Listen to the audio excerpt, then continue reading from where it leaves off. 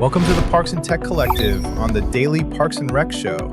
This is where parks, recreation, leadership, and technology come together to create stronger, more connected communities. Hosted by Ali Sabra, live every first Monday at 1:30 p.m. Eastern Standard Time, and proudly sponsored by Amelia. We're excited to bring you inspiring conversations with the leaders, innovators, and change makers who are transforming the parks and recreation industry. In this episode, we explore how technology, innovation, and community partnerships are helping parks and recreation professionals create better experiences, strengthen connections, and improve services for everyone. All right, we are live again. This is Craig LeBlanc with the Daily Parks and Rec Show, and I'm helping to co-host the Parks and Tech Collective with Ali. I think this might be one of the last few I get to co-host with him, but it's been great helping him to launch this show all about technology and Parks and Rec. Just a few years ago, we didn't have a whole lot of technology and software and AI, and it seems like all of that just kind of exploded on the scene, and now it's really changing how we communicate with our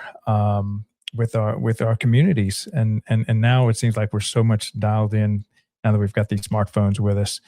And I think now, because of this Amazon effect, we expect to just be able to go on an app and sign your children up for all the different programs that are offered in our community. And so Amelia, our show sponsor, is one of the great software companies that is helping Parks and Rec departments across America to have that kind of Amazon experience when you register for any of the programming and stuff. So we have a special guest today coming from Texas, I believe. It was Danielle. And if you want to go ahead and put up the little promo that you made, Jovi, we can kind of showcase. So yeah, this is Danielle. She's got a great story. And I think, getting those Texas Parks and Rec professionals, man, they take it to a whole nother level over there in Texas. So I'm really excited to have her as a guest on the show.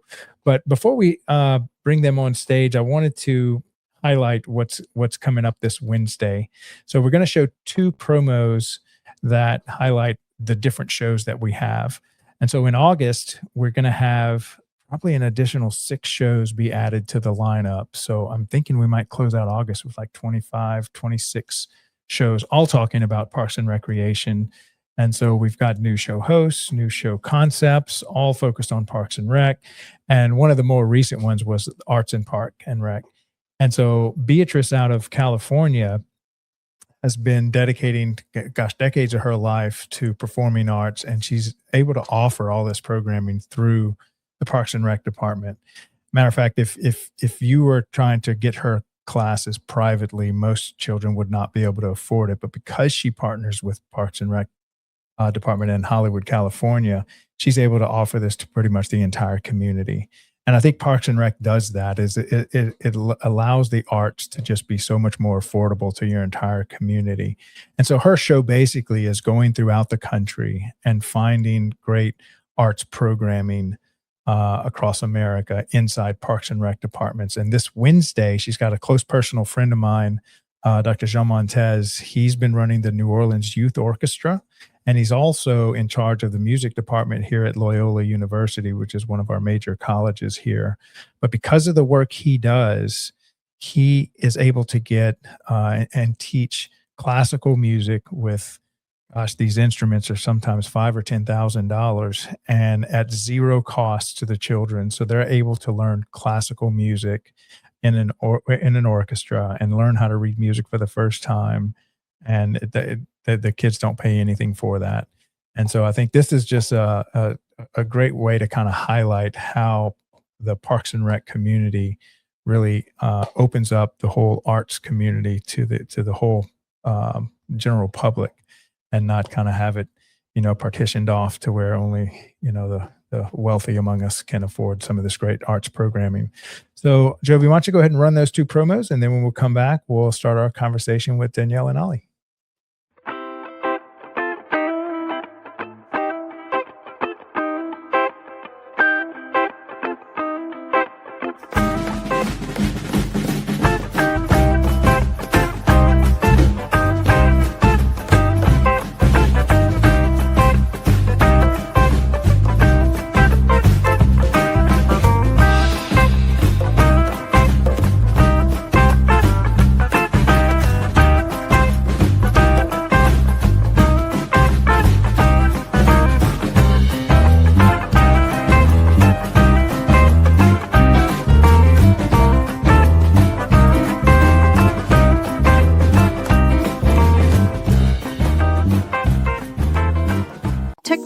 technology isn't just changing devices, it's changing communities.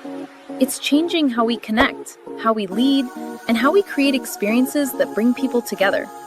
Because today's parks and recreation industry isn't only about fields, facilities, and programs. It's about innovation, smart systems, digital experiences, and the people transforming ideas into impact.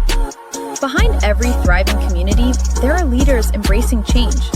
As technology evolves, parks and recreation professionals are discovering new ways to create safer spaces, stronger connections, and better experiences for everyone. This is where conversations meet innovation, where ideas become action, where parks and technology come together. Welcome to Parks and Tech Collective, streaming on DPRS Media Network. Art has the power to transform spaces, to inspire communities, to tell stories that connect us to one another. Across parks, public spaces, and gathering places around the world, creativity is bringing people together in new and meaningful ways. From murals and sculptures to music, dance, theater, and cultural celebrations, the arts help turn ordinary places into extraordinary experiences. Because parks and recreation isn't only about facilities and programs. It's about creating places where people belong, places where culture thrives, places where imagination comes to life. Welcome to Arts in Parks and Rec, the show that explores the people, projects, and creative ideas shaping the future of arts and culture in parks and public spaces. Hosted by Beatriz Eugenia Vázquez. Together, we'll discover how the arts strengthen communities, inspire engagement, and help create vibrant places for everyone. This is Arts in Parks and Rec, a DPRS Media Network original, where creativity meets community.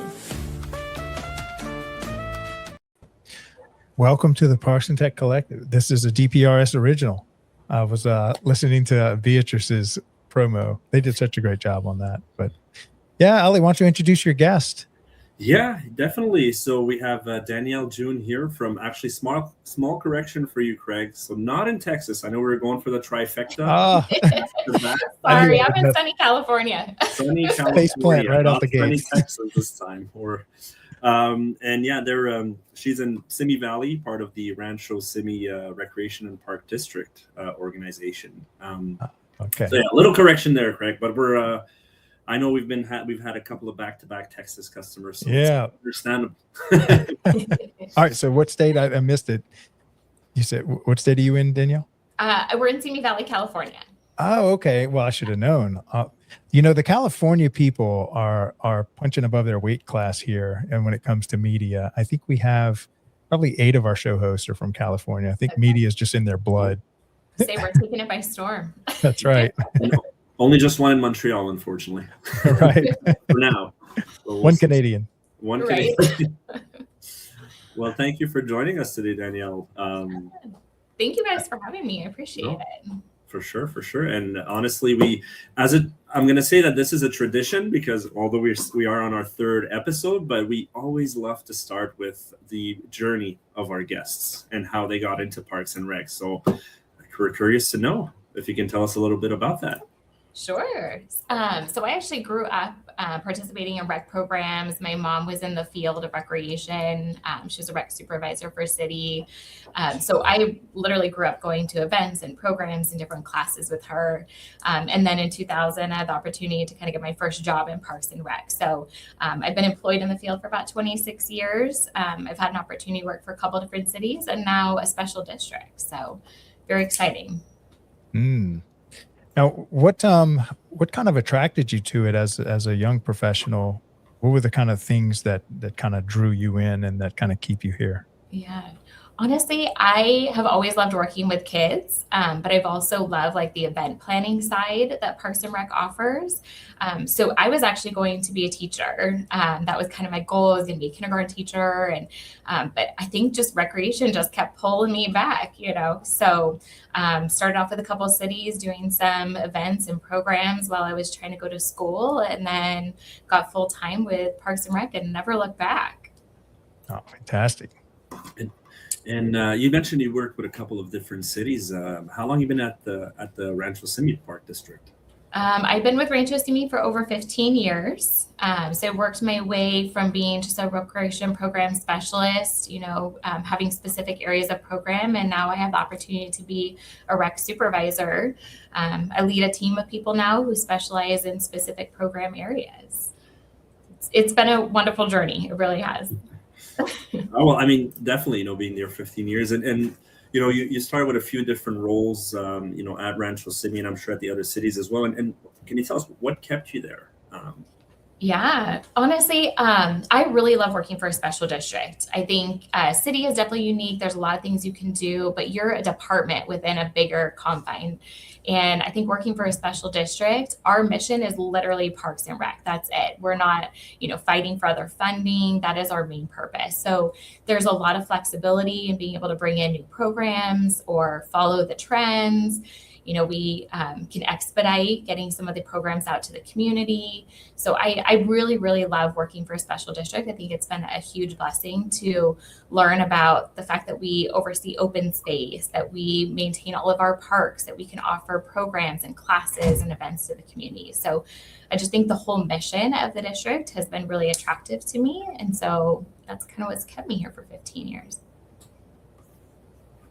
No, that's awesome. It's a great reason, and to many more years, I'm sure. They are. As your role evolved throughout the years, and I think you covered some of it just now as well. But what does your day-to-day look like as a recreation supervisor today? Yeah. I think it's really unique. I come in with a plan and then I literally take that plan, I crumble it up and I throw it away because you never know what's going to happen in Parks and Rec, right? Yeah. So, but I do think that's the part that I kind of love too, right? I'm a planner. I love things to be organized and structured, but I also love that, you can handle anything that comes our way.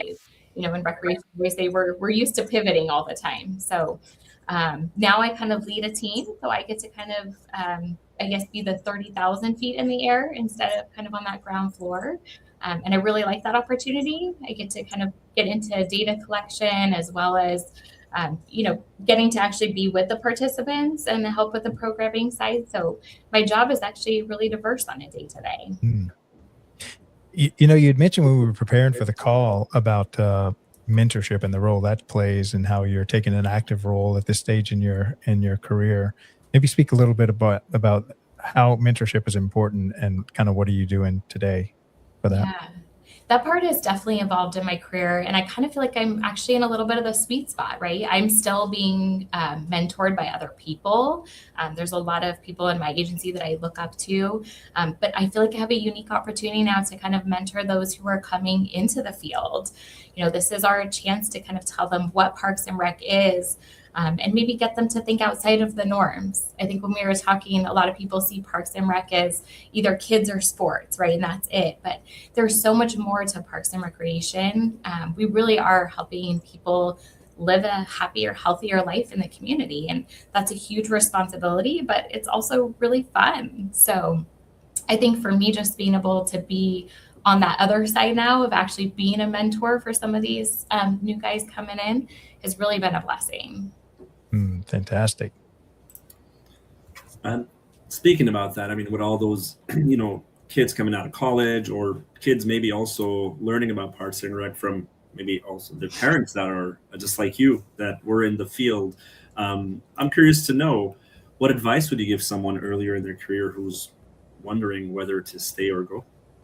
Yeah. And that's a great question. I honestly, just from my own experience, I would say don't be afraid to pivot, right? So I think sometimes we get in our head, like, I got in my head, I'm going to be a kindergarten teacher. That's what I told everybody I'm going to be. So if I pivot from that, then I somehow failed or, I didn't take the path I was supposed to. So I would just say explore all the different options and passions that you have. Find that in. It's okay to pivot, even if you're a couple years into your college career, like, pivot and figure out what you really want to do. So again, just not being afraid to see what's out there and to learn, meet with people, talk to different mentors and people who are in the field. I think I kind of shared Parks and Rec isn't just about those few things. There's so many things you can do in our world. So just really explore what your passion is and follow it. Yeah. Yeah, I'd agree with that. You don't have to stay committed to the decisions the 18-year-old version of yourself made Right. when you're an adult. It's Hopefully okay you, to evolve, but right. there's a lot of guilt in that sometimes. And Yeah. it's okay to say, you know what, I changed and I love it. I would never look back. Yeah. Yeah. Maybe even speak about the diversity of just tasks and opportunity. And there's so many areas to grow in Parks and Recreation. Talk about all the different roles that Parks and Rec needs to do what they do. Yeah, absolutely. So our agency employs everything from an HR department to a payroll to an accountant to a carpenter, a painter, and then you've got the Parks and Rec side. You've got, if you're into programming or special events, you get to work with contractors to do specialty classes. So I have a lot of community involvement. You'll kind of hear that throughout today. It's really about connections and community. So there's just so many different outlets. I've got programmers who are doing sports. I've got programmers who are doing, contract classes. They're doing teen programs. They're working with seniors. They're working after school clubs. So there's kind of really a home for everybody in Parks and Rec. Yeah. Yep, definitely. And I'm sure some of the audience are curious to know what would be the difference between a special district and a city. Yeah, so special districts, it's kind of unique because, again, we're just focused on Parks and Recreation. So we're not a department within a city. So usually you'll see Parks and Recs are one department within kind of that larger city corporation. We're our own entity. We have our own governing board. We have our own financial and budget structure. We have our own district manager and our lead of our organization. So it really is unique because we're not necessarily, we always kind of joke, like we're not fighting for the city roads against Parks and Rec. Like I could just focus on Parks and Rec. So I really enjoy working with an agency that kind of allows such a narrowed scope, but yet within that narrowed scope, we have so many different opportunities. Yeah. Now I know in park districts, at least some of them, doesn't it allow you a little more flexibility on how you raise money and get funding? A little bit, yeah. Our agency functions a lot off of like property taxes and user fees, but it really depends if you're a part of a special district that's incorporated with a water district. Maybe your funding source and stuff would be different. So that is kind of the unique part about a special district is depending upon what your sole mission is, you might have a lot of flexibility in being able to really engross yourself in the community. Could you tell us a little bit about the strategic partnerships that you try to, whether they're public or public-private, or kind of how y'all kind of partner with people inside of your community to help with the work you're doing? Yeah. And I honestly really appreciate that you use the word partnership. That's something we've kind of changed our vocabulary on a lot over the years. It used to be go get a sponsor for this event, but we've really tried to be more strategic and make it a partnership, right? Anybody can kind of write a check and help support the event, but I want you to be at the event. I want you to add a contribution to it. I want, if that sponsor is out there and in giving us finances for that particular activity, I want their team to be out there representing as well. So really it's getting to know what your community resources are, right? What are your nonprofits in the community? What is your county offerings? What resources can you connect people to, right? We often find that we're not the be all end all, but we need to be able to connect people to our community and know what those resources are. So if I don't have those connections and those partnerships, then how can I connect a community member to them? So for me, it's more important to really give somebody a specific name or a department or an agency that they can go to. It makes more of a personal connection than if somebody walks into our building needing assistance and we just don't know where to send them. Are there any specific criteria that would make up a good strategic partner that people can kind of look for in their community when they're trying to look for these partnerships? Yeah, I think we look for people who are kind of like-minded, right? Like what are their goals and their mission? What is their interest in getting involved in the community? What do they want from the event or the program that they're helping us partner with? So I would say we're very strategic as to who we partner with, and We have a lot of really great nonprofits in our area that utilize our parks for different events and programs. We have different nonprofits who help support and come out. They'll donate, waters or different things for our senior programs. So we really just want to make sure that our missions are aligned. I think that's key in a good partner for Parks and Rec. Mm. And speaking of the community, Danielle, Rancho Simi is known for incredible community events. I think you had one this weekend, if I'm not mistaken. Can you tell us a bit more about that? Yeah, so this weekend we had a family camp out in the park. I was telling Ollie, this is actually one of my favorite events because we have all different kinds of programs, right? You've got 5,000 people coming to a park for music in the park, which I absolutely love. But this is a more intimate. You get about 120, 150 people who come out and they camp out in our park. For a small registration fee, we offer them dinner and trail mix, and we do activities with the kids. We make lanterns at night and do campfires and sing songs. So you really kind of get to know the people who are attending the event. And then you all wake up together in the morning and you have breakfast. And it's kind of a really nice closeout to an overnight camp out. Any other special events to highlight throughout the year? I will say I love a lot of the ones that we do, so no highlight to all of them, but I really love our music in the park. I think one of the reasons I really gravitate towards it is I feel like in the community, sometimes we're always bombarded by things, right? We're asked to, do you want the BOGO sale? Do you want to add a tip? Do you want to do this? There's just kind of this constant need to add on. And our Music in the Park event is literally just an hour-and-a-half concert in the park, totally free. People come out, they can have food from one of the vendors. We have a free kids zone. Kids can run around and do activities.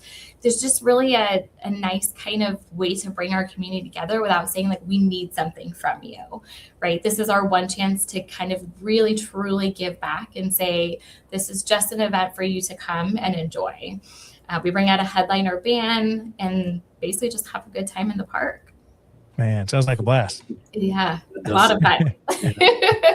August 15th, we'll bring you out to the next one. There you go. And I was actually going to ask you, it's live music. You said you bring out a band. Yeah. Live music. We just bring out one headliner band and they play for a good hour and a half, 2 hours. It is an opportunity. People bring their own kind of picnics in the park, or they can buy food from the vendors that are on site. We allow beer and wine at that event. So normally that's not allowed in the parks, but this is kind of the exception to that. So it's just a good time. You see a lot of people bring out their family and their friends and they just can listen to some live music. Yeah. And you said August 15th. So is that like a last, summer event before school, before families are back to the routine? Yes, we're back to the grind. Back to the grind. So yeah, we do it 3 times during the summer, one in June, July, and August is our closeout. That's great. A lot of fun. And what would you say, like you mentioned, a lot of events, a lot of special events. And I know you also said that the one with the camping one, for example, is one of your favorites. But what is the event that you're most proud of and why? I really love our Music in the Park for the reason that it's just come out, enjoy. I love our Snowfest event because you'll see kids touch snow for the first time and that expression on their face just sticks with you forever, right? That is one reason that you go into Parks and Rec. It's moments like that, right? We're here to create experiences for people. So for me, I want each of our events to create a different experience. So Music in the Parks, that come out, just listen to some music, carefree. Snowfest is a run around, touch snow for the first time, go down some snow slides in the park. In our area, we don't get snow. So that's an exciting thing for people. You got to drive an hour and a half if you want that experience. So, when you're 2 years old, maybe you've never touched it before, or maybe you're 10 and you've never had that opportunity before. And here we as a Parks and Rec got to create that experience for you. To me, that's really exciting. Yeah. Yeah, we have something similar to that in New Orleans, and we don't get much snow down here in New Orleans, so it's a big deal. Yeah, it is a big deal. And again, that's what you're trying to create, right? You're trying to create a unique experience for your community. Yeah. If you want more snow, let me know. I'll bring some down. Can you just truck it down here? That'd be great. I'll call you. Please, we'll get the Canadians took all the snow. Right? And this one, I mean, all these special events, there must be some crazy logistics that come with it. And how do you deal with all that Yeah. planning and logistics? Honestly, if you're coming to the park as a participant, I hope that you don't see any of that, right? I hope that you walk away and almost say to yourself, oh, I could do this, right? Like, I want to make it look so easy, but there is truth to behind the scenes, right? There's a lot of logistical planning that takes place. There's a lot of working with inner departments to make sure that the facilities are prepped the way that they should be.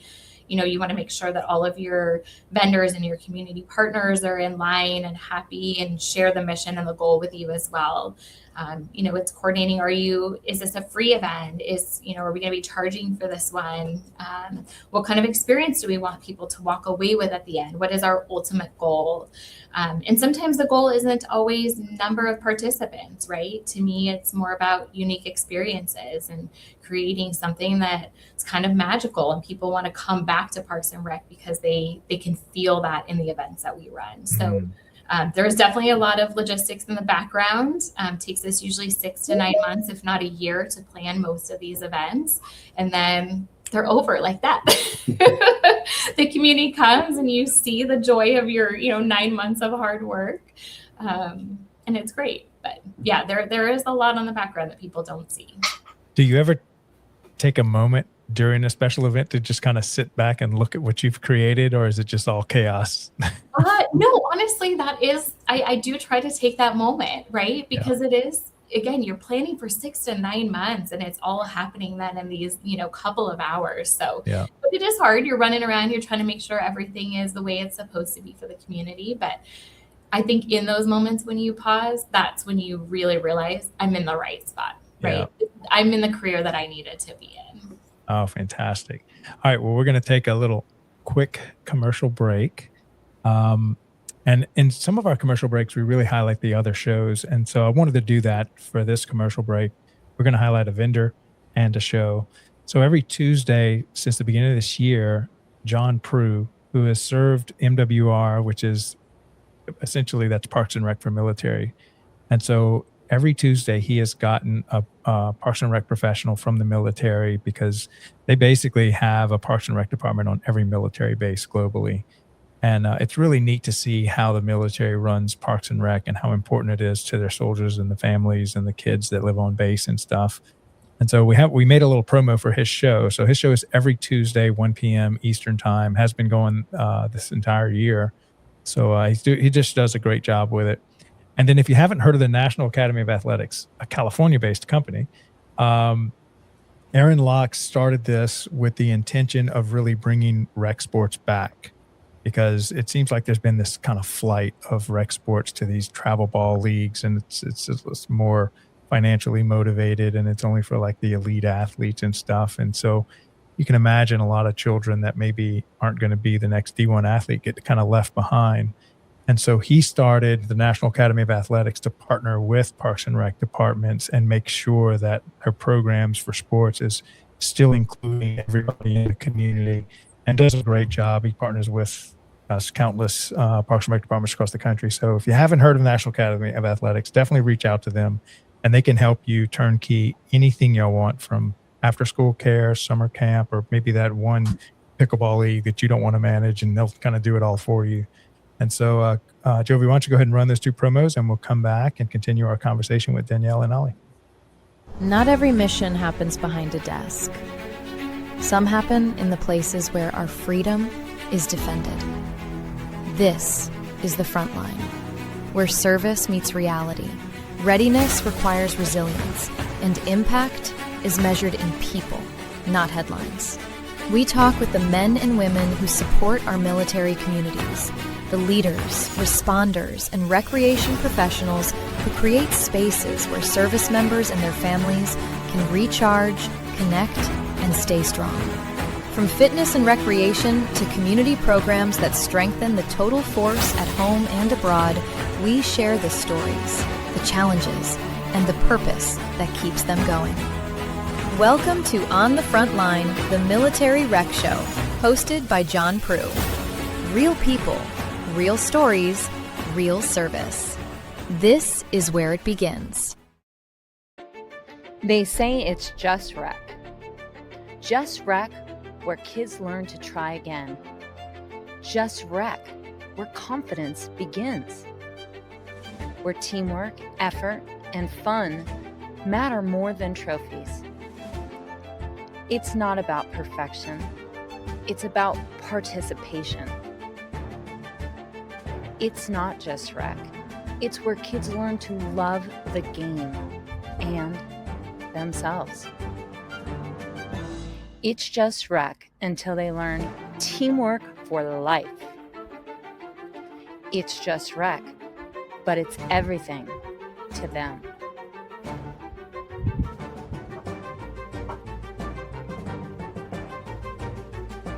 It's more than rec. It's a movement. It's just rec until you realize it's shaping the next generation. Together, we're not just running programs, we're building a culture of confidence, connection, and community. Join us. All right, welcome back, Ali. What's our next topic? Well, we've spoken about community events, and one of the topics we wanted to highlight today, or one of the two other topics, is mental health. And we know that mental health is, the month in North America is May, but I, and I'm sure many others, agree that mental health should be looked at on a yearly basis. And we know how it is in the Parks and Rec industry, especially summer, how it's busy, a lot of planning, summer camp, before and after camp as well. On top of that, there's a lot of programming going around. And I've noticed something that sets Rancho City apart is not only, you care about mental health, but you've built out programming around mental health first aid training. From what we've seen, and parenting classes and suicide prevention. And how did that come about? If you'd like to share. Yeah, no, absolutely. I think there's a lot of us in our district who really feel like it's important to focus on mental health, right? When you think about being outdoors or all of the things that people say help you with your mental health community connections, we start to realize a lot of that can be found in Parks and Rec. So I would often say that our role in kind of the mental health field is really on the prevention side, right? If we can give people outlets to go take a walk on a trail, or to go explore a park, or to participate in a hobby or a fitness class, those are all things that are going to help with your mental state and your mental health. So for us, I think if we really continue to focus on that prevention side, we realize we really do have a role in mental health. So I would say our community, as well as our county, is really, really active in having resources available. And for me personally, as a rec supervisor, it's knowing my role, right? So I know that my role is one piece of that pie in mental health. So what can I do then in my role with our agency under, I'll say our community responsibility to help aid that? I think a lot of that is just providing connections for people, a place for them to gather, a place for them to kind of take that deep breath, be mindful outdoors, and places where they can explore fitness and ways to make sure that their physical health is also in check. Yeah, I'd like to kind of double down on that one, because I think you make a great point. It seems like a lot of the other essential services that a municipal government will offer its community are more on the reactive side, as Parks and Rec sits on the proactive side, where you're trying to create a thriving community that don't have some of these issues that some of the other departments kind of have to step in on after the fact. Because if you have a healthy community, a lot of those other problems just never show up. Yeah, no, absolutely. And that's why I really, you had asked me before, like, what's making me stay with this agency so long? And again, it's those kind of values, right? Making sure that our open spaces and our trails are maintained, making sure that our parks are a place that are welcoming to the community, educating the community that those resources even exist. I think we find that as a continual challenge. How do they know that we have all of these different trails and parks that they can visit? What are the special amenities at the parks? Are they for, younger kids? Are they for the teens? Is it for seniors? What is a working adult? Where can they go to kind of be mindful or focus on their mental health as well. So, and again, classes and programs, those are great ways for people to connect. We see it a lot in our senior programs. They just want to get together and they're painting together. They're doing watercolor or ceramics, or they're taking a fitness class together. We have a chair yoga, so they don't even get out of the chair, but they're, exercising with 30 or 40 other people around them. And that's definitely a way to connect. Yeah. And I think that's a lot healthier way to kind of spend your time. We've got so much on, screen time activity, and Parks and Rec is offering the off-screen activity for the community. Right. And again, those unique experiences, and we talk about those with the events, right? These are opportunities for you to go, wow, I've never done that before. Okay, that felt good. I want to do something like that again. And then you become kind of a natural user of the Parks and Rec amenities. And ultimately, that's what we want. Yeah. Have you heard any, I'm sure you have, but what kind of feedback have you gotten from the community about those types of programs? Yeah, I will say when we, we contract, you mentioned the parenting classes, right? So we use a contractor. That's not our area of expertise, so we contract with someone who has that expertise. And then when they come and they find that successful, then another vendor comes in and says, hey, I saw you were offering this. Can I offer something similar? And now we've just grown the availability of offerings to our community, right? And when they're successful, then you really kind of continue to grow. And then, as you mentioned, you kind of become known for the prevention side of mental health and being able to make those connections with people. And like I mentioned, I haven't seen too many programming on my side, from other organizations. Would you say this is something that you would recommend all Parks and Rec organizations to offer? To a certain extent? I think to a certain extent, right? It's knowing what our role is in Parks and Rec. So we have a really great county who focuses a lot on mental health, and we partner with them on a lot of activities. So they've come out to our movies in the park, they've come out to our snow festivals, and they're really the expert when it comes to someone's mental health and what resources are available. But making sure that we know what those resources are is really important to me and my team, because again, if somebody comes in and they're in need of something, but we can't provide it based on what our agency offers, I want to be able to connect them to somebody. And if I can do that by connecting them with someone that I trust in the county that I know is going to get them those resources they need, then I feel like I've done my job at making that connection. So I would really encourage any city to work on a little bit larger scale by working with their county, see what resources are available. Are there nonprofits in your community? We have a free clinic here locally. So what resources do they have? Can I encourage a client to go and visit them as well if I'm noticing those things when we're encountering them for our programs? And what recommendation would you have on finding these resources? If a Parks and Rec organization wants to start looking at this, where should they start? Usually the county will have like a behavioral health department. So honestly, that's where we started. And I just asked them, hey, send me every meeting request. Every time you have a suicide prevention meeting, put me on it. If I can make it, great. If you've got a mental health campaign, let me know what that campaign is and we can help advertise it or promote it. Our county sends over little cards and resources that we can give out to people. So we actually have, physical brochures when people come into our organization that we can give to them. So I would really say reach out to, or reach out to your local hospital and find out what connections they have, because then you're kind of uniting that whole community. So I would really start there. I would start with some of your nonprofits, your county resources, and maybe some of the medical fields in your area. Great. I'm sure this is some great recommendations for organizations that are listening in and want to start a programming like that for mental health. So thank you for sharing, Danielle. Yeah. Sometimes too, we'll not to cut you off, we'll really encourage people too, like, in the medical field, like we can also be the prescription a little bit. Not saying we're the cure-all, right? But like really, while we're so focused on prevention, we also can be a little bit part of the prescription side. So when you realize you're having a mental health crisis, what are some of the things then you can do to get involved and feel like you are more engrossed in your community? And we hope that we're a little bit of that prescription as well. That's a great way to put it, for sure.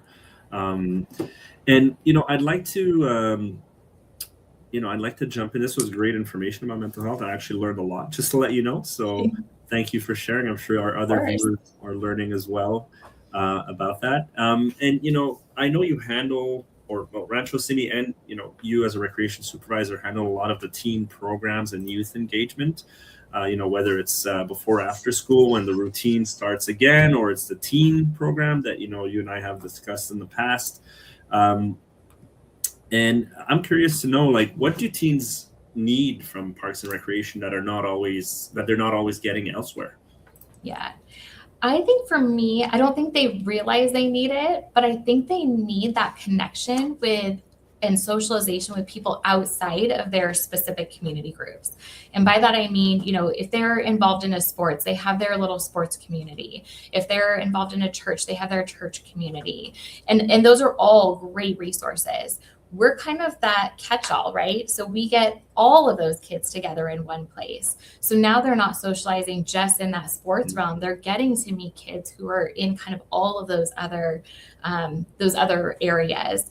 So to me, that's really unique, is to be able to put a bunch of kids together with diverse backgrounds, diverse interests, and say, okay, we're going to run an event and a program that connects all of you based on maybe one connection. Maybe they all love to play Fortnite, or maybe they all, want to just get together and play board games. Maybe they want to have a poetry night.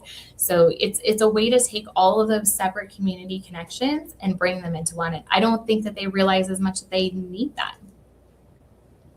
And for teenagers especially, we know how it is sometimes when they have their own group, and then you kind of mix them all up. And do you have icebreakers that are planned, or to kind of get people together, or get the teenagers together? I would say, I know there's that one topic, let's say basketball, for example, but do you do any other sorts of activities to kind of get them to mingle amongst each other?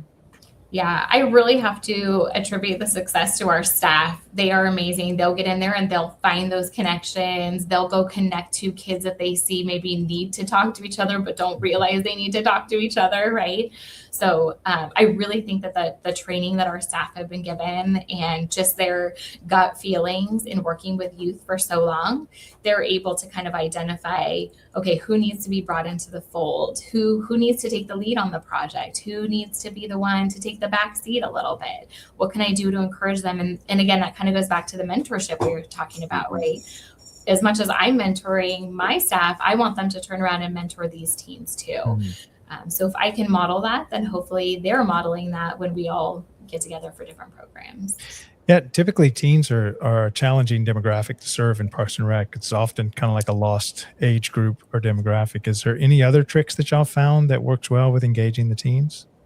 Yeah, I think our city has a youth council, so it's really key to find out what do they want, right? And I think one of the biggest challenges is we always are planning way ahead, right? We talk 6 to 9 months ahead. We're planning and programming. Well, these kids are constantly changing what they need and want, so we're having to keep up with that.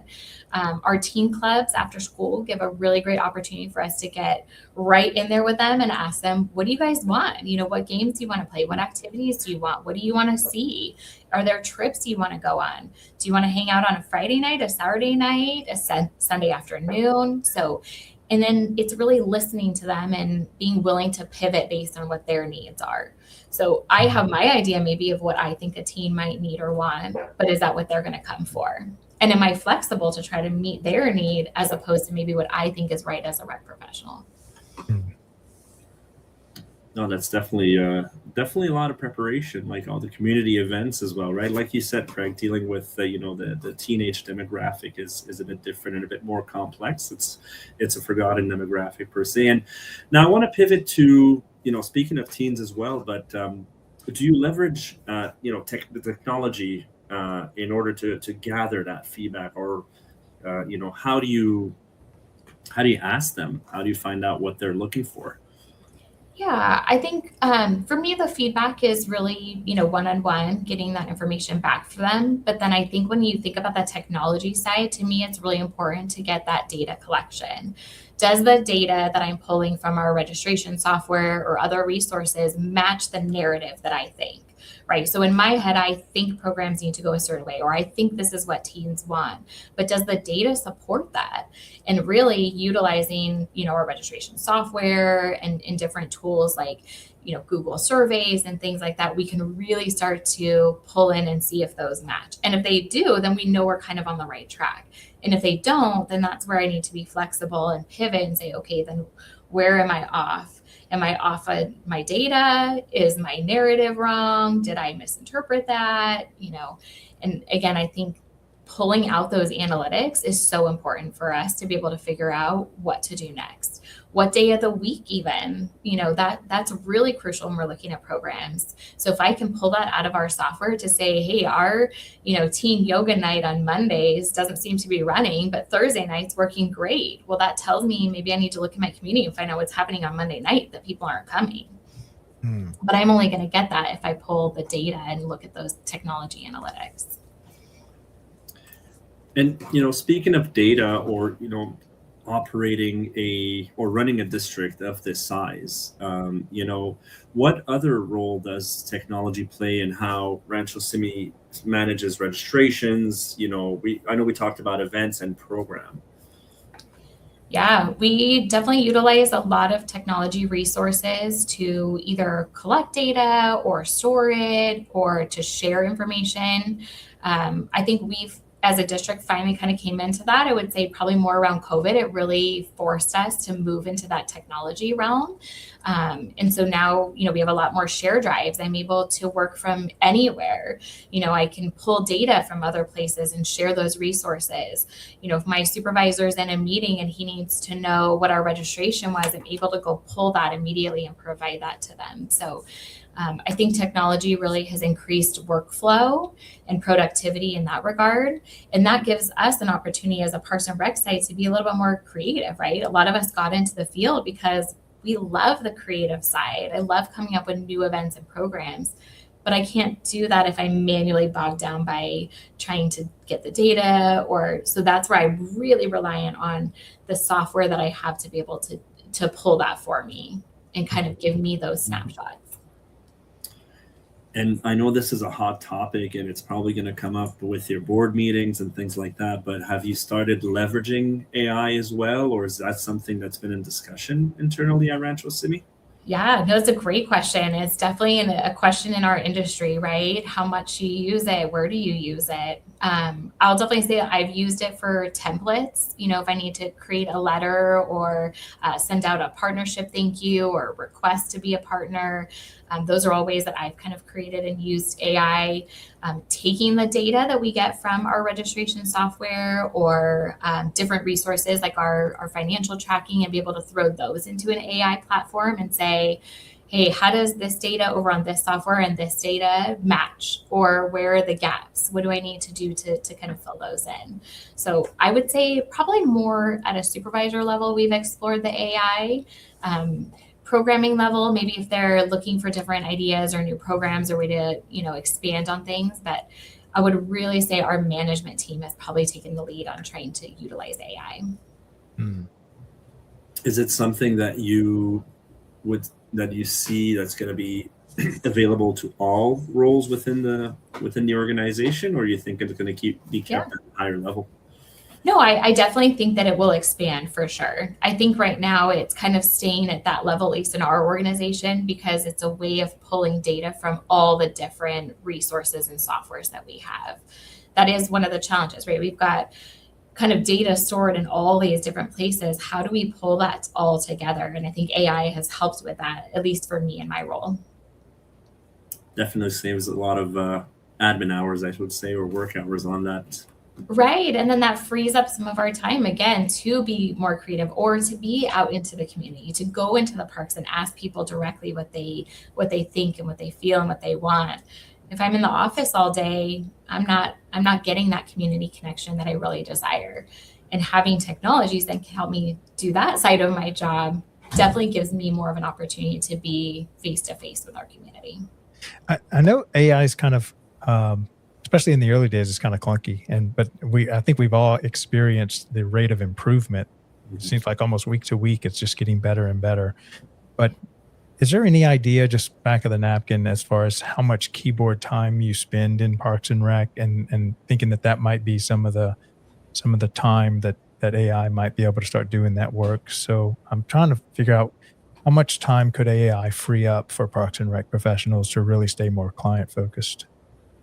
Yeah, and I don't have a percentage for you, but I would say if it even freed up 10% of my time, that would be Yeah. huge. I mean, that would make such a difference in what I can do, how I can, grow our options for the community or make other connections, because it really is personal, right? So I want to be out in the community more. I want to be meeting with our nonprofits. I want to be meeting with our partners. And again, if I'm bogged down by the keyboard and trying to do analytics and pull what I think, the data that I need, it's tough. So if Yeah. it even frees up 10% of my time, that would be huge. Yeah. Yeah, I really think there's a lot of efficiency opportunities coming our way. Yeah, no, absolutely. And if it can help write a letter that maybe would take me an hour, and if it writes it for me and then I can just kind of fix it up a little bit or make it Mhm. more personal and I can do that in 10 minutes, Why not? that's amazing. Yeah. And excluding AI this time, because I know it's some fascinating improvements in technology. But what would be one operational change, tech driven or otherwise, that has made the biggest difference in your team, in your day to day for your team?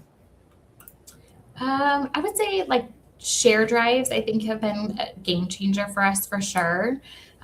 We used to all have all of our data just on our individual computers. So if I wasn't at work, I might have to wait an hour till I got back out of a meeting to go get that data.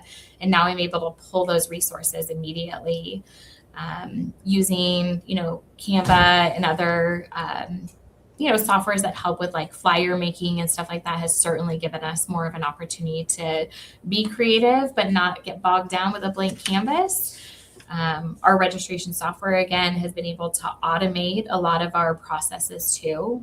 You and I have worked very closely on trying to, automate a lot of the billing, so that we don't have to kind of track those administratively either. So anything like that is really kind of just a blessing. And again, those are not AI related. Mm. And I love asking this question because it's you hear different answers all the time. But what's the most frustrating part of technology in Parks and Rec that nobody talks about enough? That is a good question. You kind of stumped me. Okay. I would say, no, it's fine. I would say for me, it's sometimes there's too much of it, right? Like, and that's where I kind of said with the AI, like if it's taking all these different data sources and putting them in one, it's a little bit easier to digest. So I think sometimes people don't realize how much is coming at a Parks and Rec professional throughout the day, and then I'm getting a lot of those via different tech sources, whether it's a phone call or a text message or an email. My office line is ringing, there's an SOS in the sky saying, help, we need you. So I think it's really balancing all of that as a Parks and Rec professional. There's just a lot coming at you all the time, and you really just need to make sure you're kind of staying on top of it and filling your own cup. What's your feedback from your community as you kind of adopted a lot of these this software upgrades? Are they pretty tech savvy, or are you having to kind of educate some of them on how to register and use? Yeah. There's challenges. There's always challenges when you bring in a new software for someone to have to learn, or a new account they have to create. But I think our team does a really good job of just kind of guiding them through the process for the first couple of times. And then they start to realize like, oh, I can register at 11 o'clock at night, after I put my kids to bed. I'm not having to stress out during the day while I'm dealing with work and everything else. So I think once people really get into it and we've taken the time to show them the resources available, then they're a little bit more open, and I think they kind of catch on. So we've seen our mobile registrations increase. Ollie and I have been watching those to see, are more people going online and registering themselves, or pulling their own receipts or different data off of their accounts? Are they adding credit cards to their own wallet to make it easier to do their checkout process? So I think these are all things that we look to kind of streamline, right? And a lot of that starts with just really getting in there with the client one-on-one and showing them how to do it and what's available to them. Mm. And ironically, Craig, your question centered about around an audience question that we got about the experience, because we know, Danielle, you mentioned that y'all did a lot has changed for Rancho Simi because of COVID as well. On top of that, and if I'm not mistaken, y'all transitioned around the end of COVID to Amelia, and the audience would like to know how was the experience of the software change with Amelia at that time? Because I know you were a part of it. I was a part of it. I think anytime, again, you change something like that, you're going to get some resistance or some concerns. And I really think it was the personalization that helped us get through it, right? So it's being with staff and knowing, hey, Amelia's going to be here to support us. We've got a whole tech team. We had you on standby, I would say, throughout the whole process, So one is just getting our staff on board, getting them to realize like, this is a good thing. This is going to lead to more opportunities, more automation, again, free up parts of your job that maybe you can now be creative and do some of the things that you'd really like to do. So once we got our staff on board, I think really then it was just getting the community to understand some of the benefits of what they would have if they moved over to the new system. And once they see that everybody kind of wants access to their own information, right? I want to be able to pull my own receipts, and I don't want to be able to do that during confined hours. I want to have the flexibility to do that whenever I want, whenever I need, and from wherever I need.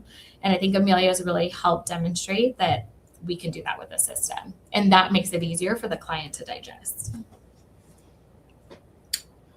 Oh, that's great. Thank you for sharing that. I'm sure the audience will be happy with that answer. Yeah, fantastic. Well, we might have time for one more question if you got one, Ali, and then we'll have to kind of close it out because we got a show on our heels. Honestly, Danielle, it's been a great conversation. I learned a lot today. I'm sure the audience learned a lot, and Craig as well. Craig, I know you like to throw in a question from your previous guests, if I'm not mistaken. Yeah. So no, I do. Surprise! This is a surprise. Surprise! Hold on, I had it right here. Okay, there it is. So this one comes from. This one comes from Kyle Parker in Wheat Ridge, Colorado, Special District. And he says, what job did you want to do before you discovered Parks and Recreation? I think I touched on it a little bit. I wanted to be a teacher. I loved kids. I loved being able to kind of teach and that look in their eye when they're experiencing something new. And I think I got that, though. I got that in Parks and Rec. I shared, when I see someone touch snow for the first time, I get that same excited expression. When I stand out and I look at a crowd of 5,000 people who came to our music in the park and know that I had a hand in that makes me smile. That brings me such joy. So again, I wanted to start off in that world of being able to teach someone else. And I think in many ways, I've been the one who's been able to be taught so much about our community and what its needs are. And what question would you like to leave my next guest? Are you ready to join the field of recreation? Yes. Is that appropriate? Sign up now. Come talk to me. I'll get you signed up. Wait, are you hiring? Is that why? While supplies last. Right. No, really. Whether you're looking for a career in recreation, you're looking to just be a participant and get involved, I would certainly encourage everybody to find out where is your local Parks and Rec and what do they offer. That's right. And go volunteer. There's always plenty of volunteer opportunities. We'll always take volunteers. That's right. Well, Danielle, thank you so much for joining us today. And Ali, great job on hosting today's show.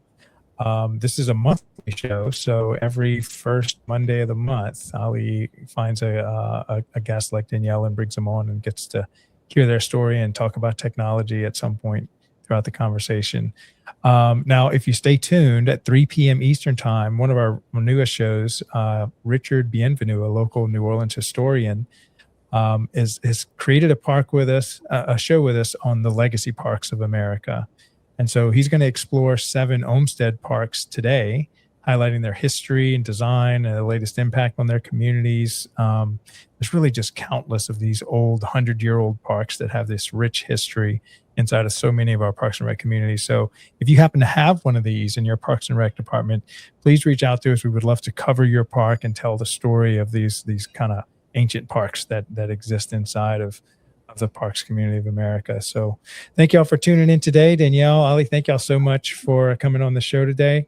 Thank you. Danielle, please thank your whole staff for all the work that they're doing. And thank you for choosing such a noble career path. Really appreciate it. Thank you. Thank you guys for having me. I really appreciate it. Thank you, Daniel, for coming. Yeah, take care, guys. See you tomorrow. Have a great day. Bye. See ya. This episode is brought to you by SDSU's Sports MBA program. If you're passionate about sports and want to work in the women's sports industry, then this is the time to pay attention. SDSU's program is 12 months accelerated hands-on learning where students have actually gotten to work with teams like the San Diego Mojo, partnered with the Farmers Insurance Open, and visited headquarters like the Upper Deck or Callaway Golf. It's built for people who want to be in rooms like that. So if you're interested, deadlines are approaching. Learn more or apply with the links in the description. In the parks and recreation industry, attention is limited, but influence is everything. Every day, thousands of parks and recreation professionals make critical decisions. Decisions on infrastructure, programs, technology, and vendors. The question is your brand part of that conversation? DPRS Media Network was built to answer that question. We are a dedicated media ecosystem focused exclusively on the parks and recreation industry in the United States. Through a network of daily and weekly shows, we inform, connect, and influence this audience. Our distribution spans multiple platforms: LinkedIn, Facebook, YouTube, X, Instagram, plus email campaigns, newsletters, podcasts, and live event coverage. This is not a single channel strategy. It is a multi-platform media engine. Today, our network reaches over 214,000 connections, including 51,000 on LinkedIn, 64,000 on Facebook, nearly 40,000 email subscribers, and thousands more across podcast and social platforms. While some audiences overlap, our true value is not just reach, it is relevance. We speak directly to parks and recreation directors, program managers, and industry leaders, an audience that is highly targeted and actively engaged. Through DPRS Media Network, your brand integrates seamlessly into this ecosystem. Through sponsored show segments, targeted advertisement placements, podcast features, and host-read promotions, even custom branded content. Not as interruptions, but as part of the conversation. And we don't just operate online. We attend over 15 major parks and recreation conventions each year, reaching more than 24,000 professionals in person. Through live shows, interviews, and on-site media coverage, we position our partners at the center of the industry. Every piece of content we produce is amplified across our entire network. Multiple shows, multiple hosts, multiple platforms. Your message doesn't appear once, it multiplies. This is more than advertising. It is strategic positioning within a trusted media network built specifically for the parks and recreation industry. If your goal is to reach decision makers, build credibility, and stay top of mind, then it's time to partner with DPRS Media Network. Apply for partnership or sponsorship today. Let's position your brand where the industry is already paying attention.